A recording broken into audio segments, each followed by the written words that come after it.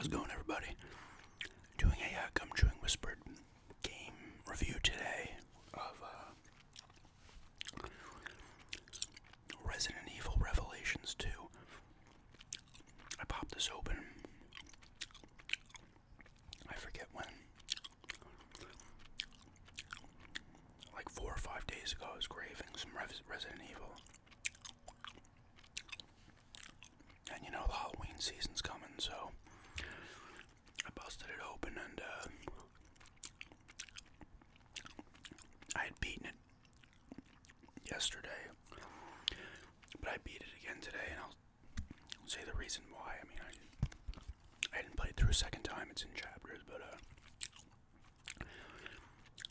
Resident Evil Revelations 2 was an episodic thing. That was released for download. 4 episodes. There's 2 extra episodes as well, short ones, on this side stories. I did not play those yet.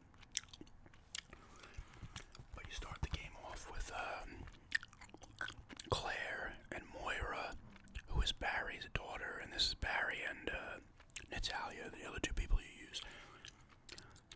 The chapters are kind of split between both groups. So Claire and Moira will start, and then Barry and Natalia will do the second half, kind of. It starts off where Claire and Moira are like grabbed and kidnapped or whatever and brought prisoner on this island. There'll be spoilers in this review, just I'm letting people know that now. But so you start up in a prison cell, cells open, a mysterious voice is saying some stuff to you. You find a knife. Claire finds a knife, Moira finds a flashlight. You can play in co-op, but the thing about this is the 2 players, like, Moira can find stuff with her flashlight, like hidden items or gems that are used BP as currency to buy skills. It's like a skill tree. You can upgrade skills and stuff. So you do that, and then she can also stun enemies by shining a light in their face. Obviously, Claire has the knife, guns, you know, standard Resident Evil stuff. You can obviously move and shoot in this one. That's been a thing since the first Revelations game. So, you start off and you gotta escape this facility. Obviously, enemies start showing up. There's crates and little chests to break. Moira gets a crowbar. She doesn't like guns, Moira, and there's a reason for it. She uses a crowbar, though. She can attack with the crowbar. She can rip things off of doors at certain points, bars. And there's like these chests that she can do. It's like a little chest mini game, and Natalia has it as well, a similar one. She uses her hand, though, not a crowbar. You gotta move this circle around, it turns yellow, and then you gotta follow it yellow as it shrinks, and it's gotta stay yellow. And then you hit the point. You usually have to do it 2-3 times or whatever, sometimes 4. The chests will contain usually gems or custom parts or rare parts, which you can use to upgrade benches for your weapons for Barry and Claire. Natalia can see enemies. She's on the island as well. She plays a big part in the story. They have bracelets on too, not Barry. Barry comes later. His is like 6 months after, or whatever. All of Claire and Moira's stuff's done, but they have bracelets that control them, and if the fear goes up too much, they turn into a creature because they've been injected with phobios or something. It's like the Resident Evil 5 stuff, but it has a different name. And the bad person is brought it over. He's gotten hold of that as well. I'm gonna spoil who that person is in a minute or 2, but you know, a few of the side characters too. Your group is Terra Save, that Claire and Moira in, and other people will grab too. That plays into the story as well as why they were grabbed. So a few of your companions over time, there's other people in the game. They turn into creatures because they get too scared and the virus kicks in. It takes place all on the island. But oh yeah, Natalia can see enemies. So Barry, like, she can see them through walls and stuff, they'll glow, and there's these enemies called clasps. They're like these weird bug type looking things. that only she can see. She can see and they glow red. Like, she can't physically see them, but she can see the outline or whatever, the red or the yellow kind of thing. And then Barry or whoever has to shoot him. You gotta aim and she'll be like, oh, it's up, points up. I will say that when you're not controlling, you can switch between the characters if you're not playing co-op. But whoever you're not controlling in single player, the AI is pretty good in this game, I will say. Like, the AI was okay in 5. It's much better in this one. The AI was alright in 0 as well. You can switch back and forth. But they'll shoot. I think that you have to actually do an upgrade for the, if you're using Moira or Natalia. Claire, if you do an upgrade, Claire or Barry will shoot while they're not controlled and it won't cost any ammo. I played on normal. It's normal, like I think Nightmare and casual. Graphically, it's not, the character models all look good, and I will say the enemy design in this game is actually really good. You have your basic dudes, and the enemies differ between each, both groups. They look more dead, like skeletons, and Barry and Natalia's, and they're kind of just quick zombies. And Claire Moira's, and there's another dude who carries, he's got a weird thing on his like face, almost like a baby pyramid head, and he carries a huge weapon. I forget what these things are called. There's the Glasps, who are mainly in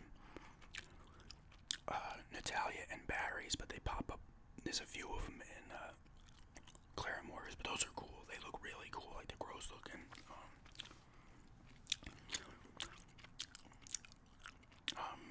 What else is there? There's like random big bugs that go around that you can get your knife achievements or whatever by knifing them.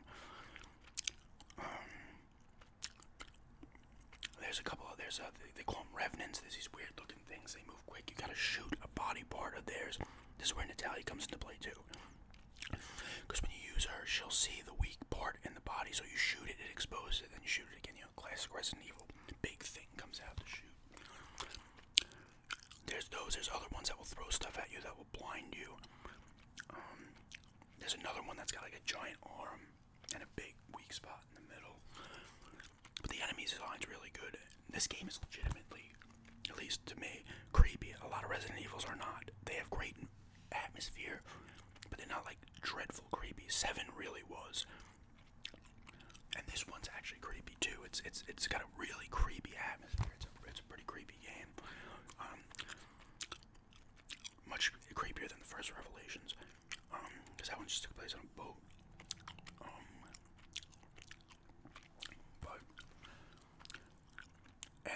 The main boss, I'm gonna say who it is. There's spoilers right here. If you want to play this game, don't listen to this part for the next minute or two, or if you don't care, whatever. The enemy, the main bad woman, is revealed to be Alex Wesker. Of course, they gotta throw Wesker in, right? I guess she was cloned to or something. She's Albert's sister. Because I gotta mention Wesker, you have to. I don't know why they killed him off in 5. But she's trying to do similar to what he was doing. Barry calls her the she-Wesker like twice. I started laughing my ass off. The guy who voices Barry was the voice in Metal Gear Solid 2, the Colonel, I guess, who talks to Raiden. And he also, I'm pretty sure he's the voice of the director guy in Crackdown. I think it's all the Crackdowns, but it's definitely the first Crackdown.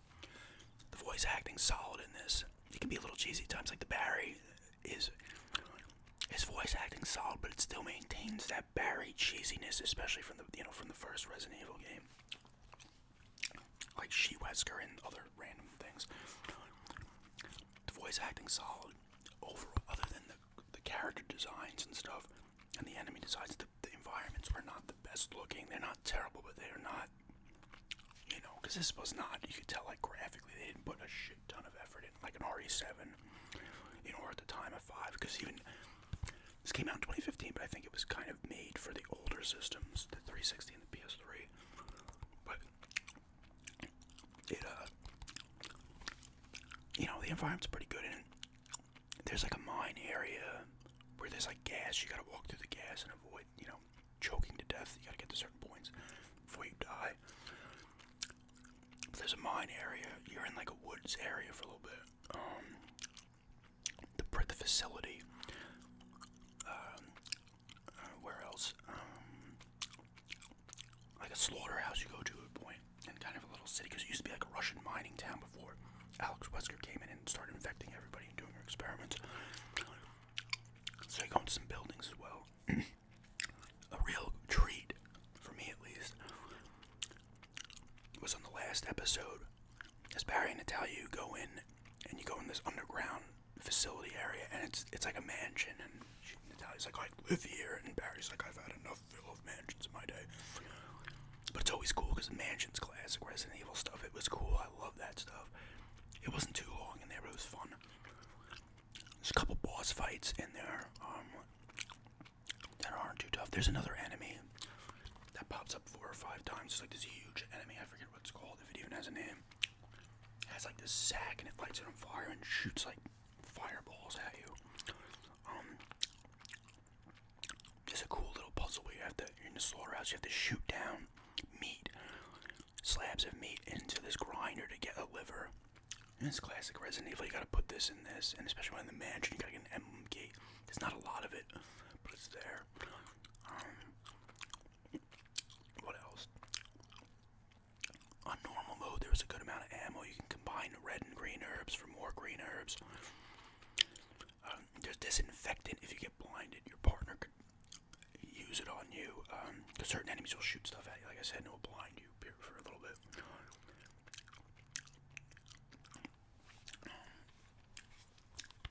The gameplay's fun, you know. I will say, when I was playing through my second time, the 3rd and 4th chapters, and I'll explain why I did it,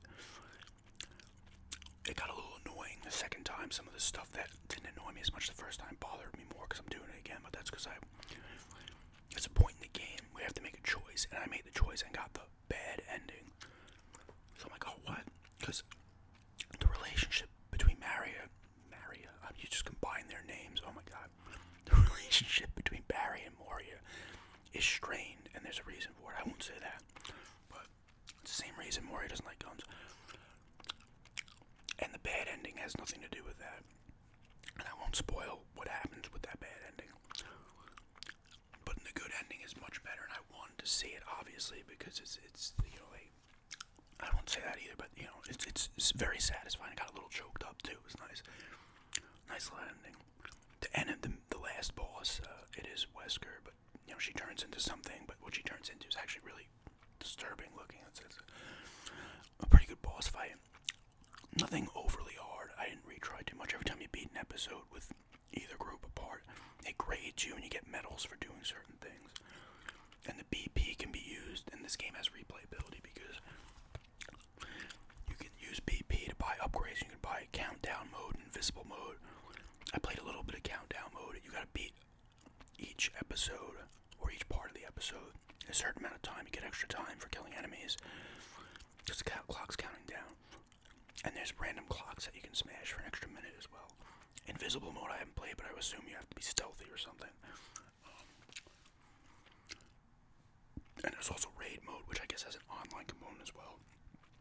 But I played the thing, you can choose characters and level them up, because you go into an area, you do a mission, and you gotta kill a bunch of enemies, get keys, and get to the end, you get graded or whatever, and you can find extra weapons, you evaluate the weapon to actually edit, and you get currency in there to use on other stuff as well. That was kind of fun. I might play more of that, but there's a lot of modes in this game, so there is replay value as well. There's emblems again to shoot, tower emblems to shoot. I think they first introduced that in 4 to shooting things. It could be before that, I can't remember.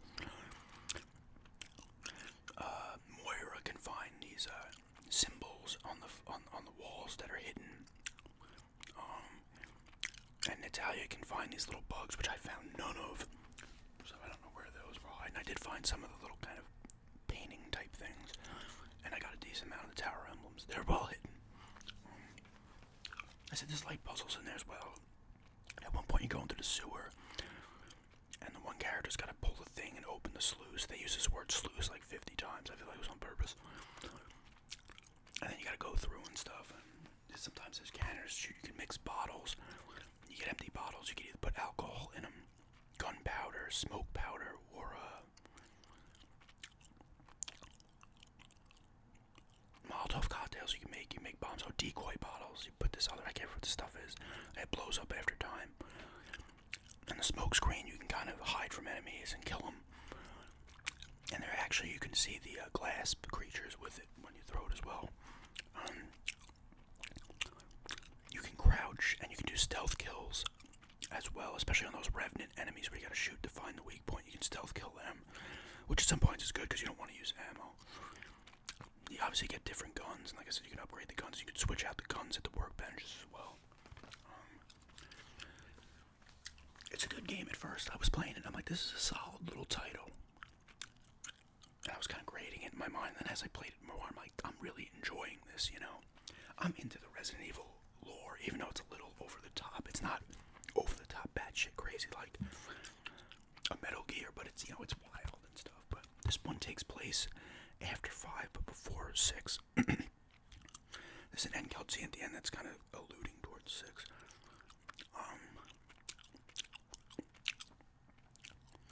But it was enjoyable. I gotta do this 2 side characters as well, side stories as well. One's Natalia, and I don't know who the other one is. It might be Moira.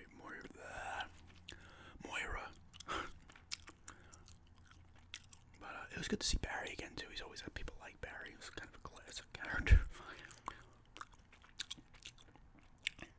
I'm invested in the wackiness of the Resident Evil storyline. I would give this an 8. At first I was like, oh, it's a good 7.75, but I definitely do an 8. Combat's fun. Graphically, it's weaker. It's a weaker kind of, it's almost like a high level. Not even a high level. It's kind of like on par with a lot of 360 PS3. Character models look good. Enemy models look great.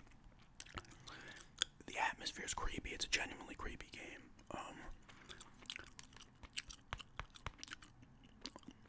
Gameplay's fun. Voice acting's decent. There's some annoying parts, but nothing that pissed me off too much. They throw some BS in there. We gotta kill a bunch of enemies before leaving. You know, here comes the elevator. You gotta kill a bunch of stuff. And some of the enemies will one-shot kill you, which can suck if you're kicking ass and something just grabs you and you're screwed. That could be a pain in the ass.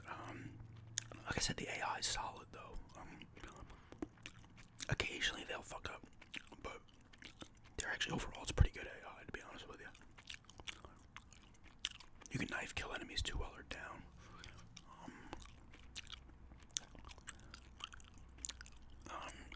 Overall, I'm glad I got it. I think I picked this up for like $10 new, or a little under 10 new after tax. Well worth it. Like I said, it's getting to that time. And in October, I'll probably do a lot of survival horror type gameplays. Yeah, I would give this a solid 8, between 8 and 8, maybe like an 8.2. You know, but I really did like it. If you're into these kind of games, get it, because it's a solid. It's a really solid title. I like having it on disc too instead of download, because I always looked at it because it goes on sale a lot, but never at $10. And it comes with the extra episodes as well, which is good. You know, it's rated M, so you get curses and the gore is there as always. And these games, I liked all the characters. None of them were annoying, and Alex Wesker wasn't annoying either.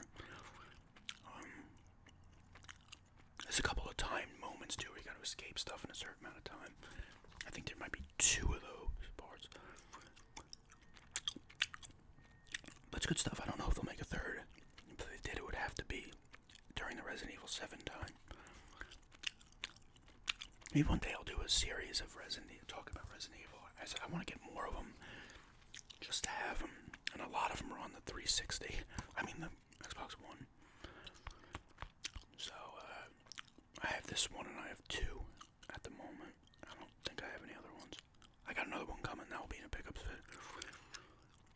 So maybe I'll do that. If I pick up like another 2 after that, I'll do like a Resident Evil kind of, because I've played most of them. I've played both Revelations. I've played 1 to completion, both Revelations completion, 2 and 3 to completion, 4, 5 to completion, 6 I played most of it, but it started pissing me off. I almost got, I can't remember if I beat Code Veronica. I think I got to the end of Code Veronica, but I was low on stuff and I never went back to it. I did not not beat the Outbreak ones. I've played a little bit of them to test them, but I never beat them. I beat 7 as well, and I did not beat 0. That's why I need to kind of get the Origins collection. I had it, but then got rid of it. I need to get it again. But yeah, cool game, man. Definitely a solid, creepy title. It's pretty long too. I mean, you could speed through it if you know. I kind of walk around trying to find every little thing, but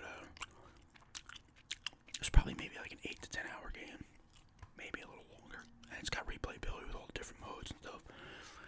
Definitely pick it up if you're into it and you haven't played it. I think I covered most of everything there. Once again, graphics I'd give it honestly. Character models and stuff I'd give like an 8, 7, 8. Environments are more like a 6. Not that the environments themselves suck, but you gotta look at some of the textures are kind of grimy and stuff on walls and rocks and stuff. No, sound is good. It sounds good. The music's alright. It's not incredible, but it's decent music overall in the game. And the gameplay's solid.